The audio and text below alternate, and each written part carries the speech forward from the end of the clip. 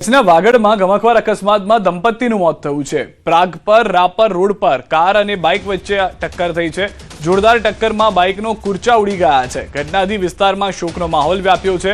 પોલીસે ઘટના સ્થળે પહોંચીને વધુ તપાસ પણ હાથ ધરી હોવાની જાણકારી મળી રહી છે। તો વધુ એક ગંભીર અકસ્માત જેમાં પણ દંપતીના મૃત્યુના સમાચાર મળી રહ્યા છે। તો હાલમાં આ બે ઘટનાઓ કે જેમાં 5 લોકોના મૃત્યુના સમાચાર છેલ્લા 24 કલાકની અંદર થવાની જાણકારી મળી રહી છે। બે અલગ અલગ ઘટનાઓ તાપીની પણ ઘટના જોઈ જેમાં પણ બાઇક ચાલકો સામસામે ટકરાયા હતા। આ તરફની બીજી ઘટના કે જ્યાં કચ્છમાં પણ એ રીતની પરિસ્થિતિ જોવા મળી છે કે જ્યાં આગળ કાર અને બાઇક વચ્ચે અકસ્માત થયું હતું। કચ્છના વાગડમાં અકસ્માતમાં બે લોકોના મૃત્યુ થયા છે જે દંપતી હતું તેનું।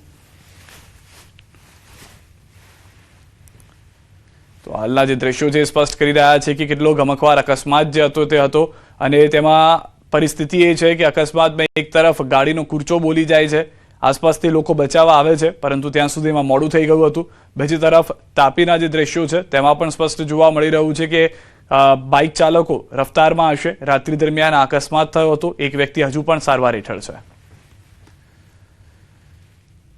ઉનાના નવા બંદર ગામે પીલુડી વિસ્તારમાં કૂવામાં સિંહ ખાબક્યો। ખુલ્લા કૂવામાં પડેલા સિંહોની ત્રાડથી આસપાસનો વિસ્તાર ગુંજી ઉઠ્યો હતો। લોકોએ વન વિભાગને જાણ કરી હતી। જશાધાર વન વિભાગની રેસ્ક્યુ ટીમે સિંહનું રેસ્ક્યુ હાથ ધરી સિંહને જીવિત બહાર કાઢ્યો હતો। જોકે લોકોના ટોળા વધુ એકઠા થતા પોલીસનો ચુસ્ત બંદોબસ્ત વચ્ચે રેસ્ક્યુ કરાયું। સિંહે રેસ્ક્યુ દરમિયાન અનેક દોરીને દાંતોમાં ભરાવી તોડી નાખી હતી જેના કારણે રેસ્ક્યુ ખૂબ મુશ્કેલી ભર્યું અને ધડક રહ્યું હતું। આખરે 30 મિનિટની જહેમત બાદ સિંહને હેમખેમ બહાર કઢાયો। સિંહને દશાધાર એનિમલ કેર સેન્ટર લઈ જવામાં આવ્યો છે।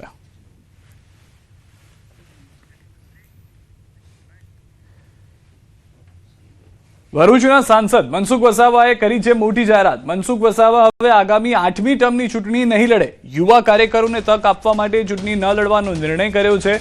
મારા પછી હવે નવું યુવા નેતૃત્વ તૈયાર થવું જોઈએ। સાંસદના નિવેદન બાદ ભરૂચના રાજકીય વર્તુળોમાં ભારે ચર્ચા થઈ ગઈ છે।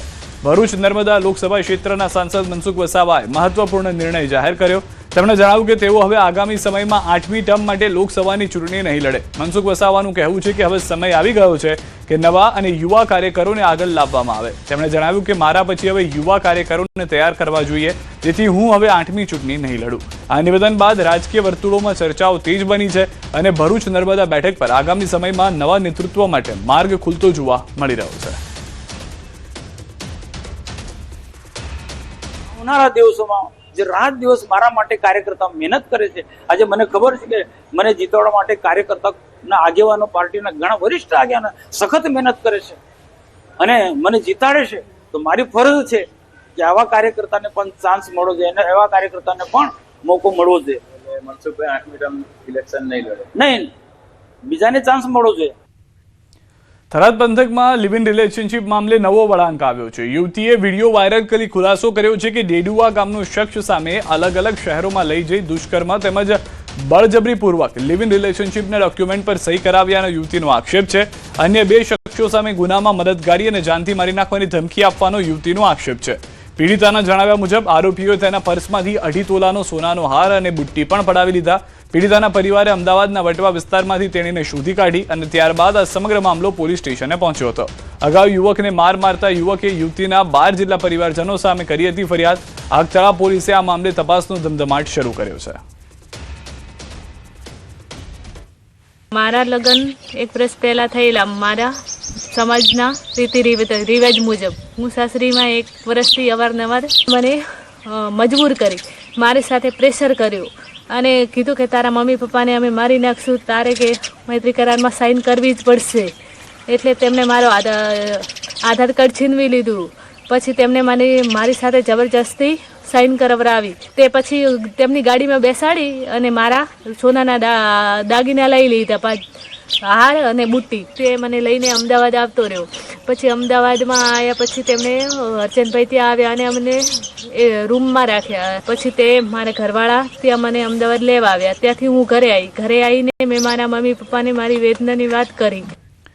અને હવે વાત કરીએ સ્થાનિક સ્વરાજના સંગ્રામની।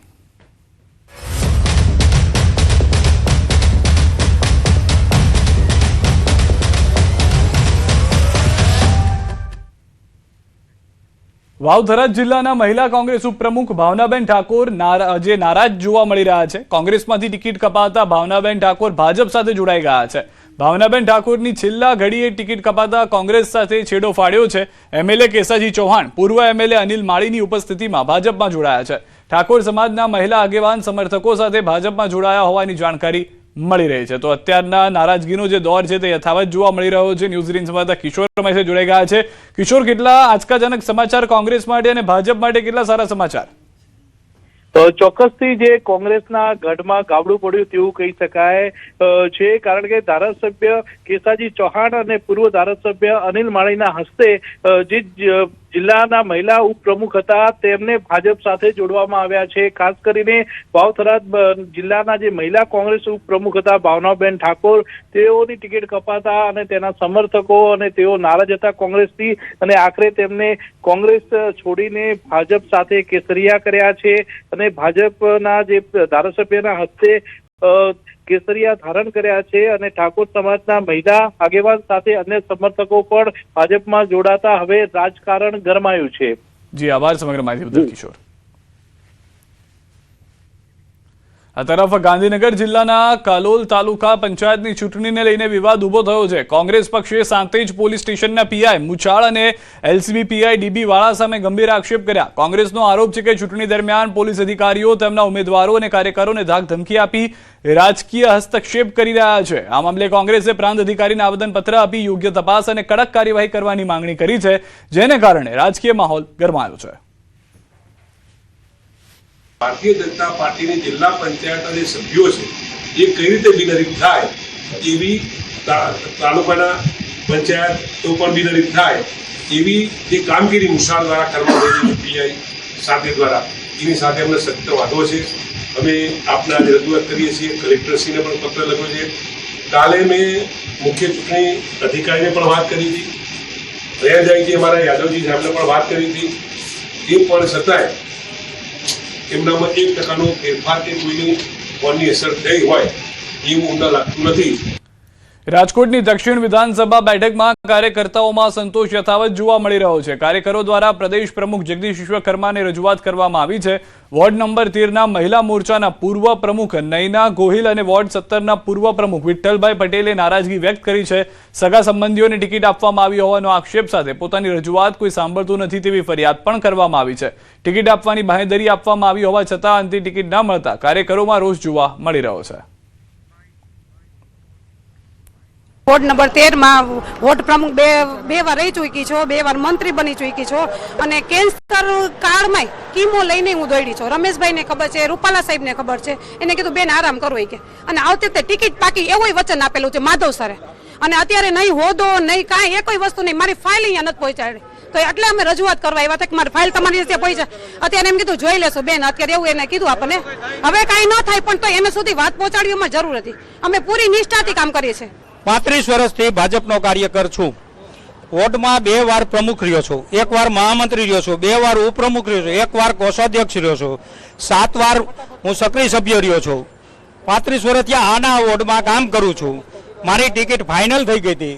છેલ્લી ઘડીએ ભાજપના આગેવાનો રાજકોટના અને ધારાસભ્યશ્રીએ મારી ટિકિટ કપવી છે કે તમે બીજા વોર્ડમાં રહ્યો છો, બીજા વોર્ડમાં તમારું મતદાર યાદીમાં નામ છે, તો 35 વર્ષ સુધી મેં કામ કર્યું આ વોર્ડની અંદર, ત્યાં સુધી પાર્ટી ક્યાં ગઈ હતી. તો ભાવનગર મહાનગરપાલિકાની આગામી ચૂંટણીને લઈને રાજકીય માહોલ ગરમાયો છે. ચૂંટણી માટે આજથી શહેર ભાજપ ચૂંટણી પ્રચારના શ્રી ગણેશ કર્યા. પૂર્વ પ્રદેશ અધ્યક્ષ આરસી ફળદુ અને કેન્દ્રીય મંત્રી નીમુબેન બાંભણિયા રહ્યા હાજર. ભાજપ કાર્યાલય ખાતે જનસેવા સંકલ્પ સભા યોજી. ભાજપમાં 52 ઉમેદવારોને લેવડાવ્યા શપથ. ઉમેદવારોએ લીધો પ્રજાની સેવા અને ભાજપના વિજયનો સંકલ્પ. રણ મેદાનમાં ઉતરવા કાર્યકરો સજ્જ થયા. આ સંકલ્પ કાર્યક્રમમાં શહેર ભાજપ પ્રમુખ કુમાર શાહ, ધારાસભ્ય સેજલબેન પંડ્યા, તુલસીભાઈ પટેલ, યોગેશભાઈ બદાણી સહિતના આગેવાનો હાજર રહ્યા. અને નિષ્ઠાવાન કાર્યકર્તાઓ મહાનગરપાલિકાને વધારે લીડ અપાવે અને ઉમેદવારો જીતે એ પ્રકારના આયોજન માટે માનનીય ફળદુ સાહેબ દ્વારા અમને માર્ગદર્શન મળ્યું છે. રાષ્ટ્ર સેવા માટે થઈને ભાવનગરની અંદર વિકાસ અને પોતાની જે યોગદાન આપવાનું છે, અંત્યોદય સુધીનો જે વિચાર છે ભારતીય જનતા પાર્ટીનો, નાનામાં નાના માણસની જે સેવા થાય એની માટેનો આજે એક સંકલ્પ માટેનો કાર્યક્રમ છે. તો ડાંગમાં સ્થાનિક સ્વરાજ્યની ચૂંટણીને લઈને ફોર્મ ભરાયા બાદ પણ રાજકીય તોડજોડ યથાવત જોવા મળી રહ્યું છે. સામગાહન જિલ્લા પંચાયત બેઠક પર કોંગ્રેસે નવી રાજકીય ચાલ ચાલતા ભાજપમાં નારાજગીનો માહોલ ઉભો થયો. ભાજપને હીરાભાઈ રાઉતના પરિવારમાં ટિકિટ વિતરણને લઈને અસંતોષ સામે આવ્યો, જેમાં તેમની પત્નીને ટિકિટ મળતા અને બનેવીને ટિકિટ ન મળતા ગોપાલભાઈ બંગાળે નારાજગી વ્યક્ત કરી અને 100થી વધુ કાર્યકર્તાઓ સાથે કોંગ્રેસમાં જોડાઈ ગયા. કોંગ્રેસના માજી ધારાસભ્ય મંગળ ગાવિતની આગેવાનીની હેઠળ તેમણે કોંગ્રેસનો કેસ ધારણ કર્યો અને હવે સામગાહન તાલુકા બેઠક પર ભાજપના નીતિનભાઈ રાવત સામે કોંગ્રેસના ગોપાલભાઈ બંગાળે મેદાનમાં છે.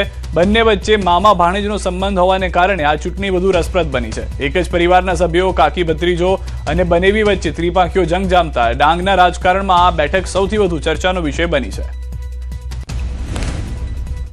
સામાન્ય ચૂંટણી અહીંયા છે તો તૈયારી થઈ રહી છે, ત્યારે આ સામગાન મતક્ષેત્રમાંથી જેઓએ આજે આજ સુધી છે તો ભાજપની કંઠી પહેરીને ભાજપનું અડીખમ કામ કર્યું હતું, પણ ભાજપની નીતિ રીતિથી છે તો એ કંટાળીને આજે છે તો કોંગ્રેસમાં જોડાયા છે.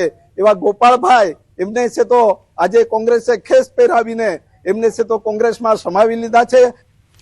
સુરત મહાનગરપાલિકા ચૂંટણી પહેલા રાજકીય માહોલ ગરમાયો છે. સુરત કોંગ્રેસે ગંભીર આરોપ લગાવતા જણાવ્યું કે પોલીસ ખાનગી કપડામાં ઉમેદવારોના ઘરે પહોંચી તેમને બીવડાવી અને પક્ષ છોડાવવા દબાણ કરી રહી છે. આક્ષેપો વચ્ચે કોંગ્રેસના નેતાઓ સુરત કલેક્ટર કચેરીએ પહોંચ્યા છે, જ્યાં તેઓ સત્તાવાર રજૂઆત કરી છે. કોંગ્રેસે દાવો કર્યો છે કે અગાઉની જેમ આ વખતે પણ ઉમેદવારોને તોડવાનો પ્રયાસ થઈ રહ્યો છે, જેને લઈને શહેરમાં રાજકીય ખળભળાટ મચ્યો છે. ચૂંટણીનું આચારસંહિતાનું પાલન કરવાનું હોય છે, તો આ એસઓજીના પીઆઈ, એસઓજીના સ્ટાફ મુખ્ય કેમ્પસની અંદર તેઓ અહીંયા શું કરતા હતા, અહીંયા શું ચાલતું હતું, એમને કોણે બોલાવવામાં આવ્યા અને તેઓ ભારતીય જનતા પાર્ટીના નેતાઓ સાથે હાથમાં હાથ મિલાવી અને હથિયાર અને દંડા સાથે શું કરવા માંગતા હતા, તેની અમે એની તપાસની માંગણી કરીએ છીએ. સુરત જિલ્લામાં ભાજપે પલસાણા તાલુકા પંચાયતની ચૂંટણીમાં ખાતું ખોલ્યું છે. વરેલી એક બેઠક પર ભાજપના ઉમેદવાર નેહાબેન સંજયભાઈ રાઠોડ બિનહરીફ ચૂંટાઈ આવતા ચૂંટણી પહેલા જ આ બેઠક પર કેસરીઓ લહેરાયો છે. આ જીતને લઈને ભાજપના કાર્યકરોમાં ભારે ઉત્સાહ પણ જોવા મળી રહ્યો છે અને જિલ્લામાં રાજકીય ગરમાવો પણ વધ્યો છે. આ એક પલસાણા તાલુકાની વરેલી બેઠક જે છે એ બેઠકના ઉમેદવાર બિનહરીફ થવા પામ્યા હતા. આપણે જે બિનહરીફ થયેલા જે નેહાબેન છે એમની સાથે વાતો કરવાનો પ્રયાસ કરીશું. જી, તમે બિનહરીફ થયા છો, કેવી ખુશી, શું કહેશો? મને ખૂબ આનંદ થાય છે. ભારતીય જનતા પાર્ટીમાં વરેલી બેઠક પરથી દાવેદારી કરી હતી અને પાર્ટીએ મને ટિકિટ આપી હતી અને ગઈકાલે મેં ઉમેદવાર ફોર્મ ભર્યું હતું, પરંતુ મારી સામે અન્ય કોઈ પક્ષ કે ઉમેદવાર ફોર્મ નહીં ભરતા હું મારી પલસાણા તાલુકા પંચાયતની વરેલી એક બેઠક પરથી બિનહરીફ થઈ છું.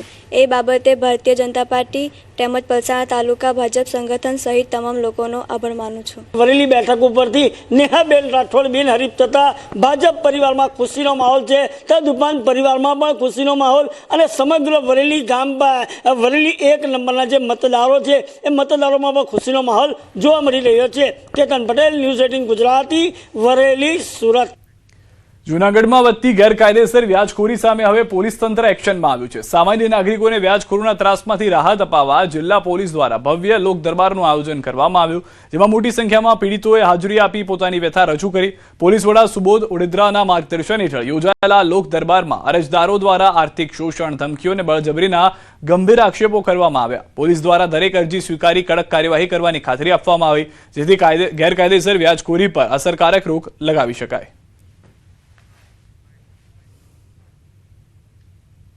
ખાસ કરીને જુનાગઢ સિટી વિસ્તારના જે કોઈ લોકોને વ્યાજખોરી સંબંધે કંઈ પણ પ્રશ્ન કે રજૂઆત હોય એ અન્વયે આજે એક લોકદરબારનું આયોજન કરવામાં આવેલ.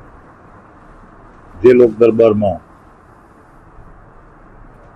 અલગ અલગ અરજદારો પોતપોતાના પ્રશ્નો લઈને આવેલા.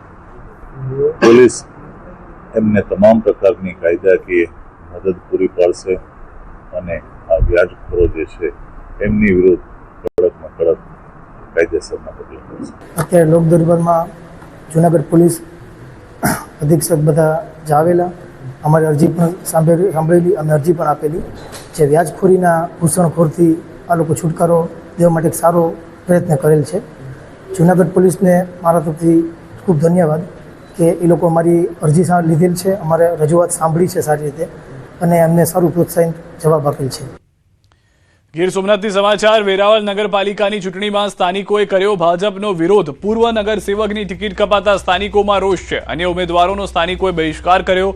વોર્ડ નંબર 9માં પૂર્વ નગરસેવક હંસાબેન પાભારીની ટિકિટ કપાતા સ્થાનિકોમાં ભારે આક્રોશ છે. સ્થાનિકો દ્વારા ભાજપ વિરુદ્ધ વોટિંગ કરવાની ચીમકી પણ ઉચ્ચારવામાં આવી છે. અમારા વિસ્તારની અંદર જે કાઉન્સિલર છે હંસાબેન પાબારી, એમને વર્ષોથી અમને ઓળખીએ છીએ, સારા એમની કામગીરી છે, સેવાભાવી છે. એક ફોન કરીએ અને અમારા વિસ્તારનું કાર્ય એવું સંતોષકારક છે અને કર્યું છે કે જેથી એની કામ આજે બોલે છે. પણ આજે તમને ખ્યાલ આવ્યો કે હંસાબેનને ટિકિટ આપવામાં નથી. ભાજપે દગો કર્યો છે, પેટમાં છુરી મારી છે. આવા ઉત્સાહી, આવા સમાજલક્ષી માણસને આ લોકોની કદર ન કરી અને જે વ્યક્તિને તમે ટિકિટ આપી છે એને કોઈ દી ઓફિસ પણ નથી જોઈ. સારા માણસો, સેવાભાવી માણસોને આપી જ જોઈએ ટિકિટ. એના બદલાના કોઈ દિવસ કોઈને કઈ વસ્તુની ખબર જ નથી, જેને રાજકારણ શું છે એનું ગતાગમ નથી, એવા માણસોને ટિકિટ આપી દીધી તો એ પ્રજાનું શું સારું કરશે. અમે નિર્ણય એક જ કર્યો છે કે હંસાબેનને અમારા એરિયામાંથી એને આપી નથી ટિકિટ, એટલે અમે બહિષ્કાર કરીએ છીએ. ભાજપ ઉપર અમારો વિરોધ છે. આ બેન હંસાબેન અમારું બધું કામ સારું કરતા, કાળી રાતે અમારા રાતે રોડ કરાવી દીધા છે, વિધવા પેન્શન અમારું તરત કરાવી દીધું છે, આધાર કાર્ડ કોઈ કામ અમારા અડકતા નથી. અમે અમારા હંસાબેન જ જોઈએ છીએ.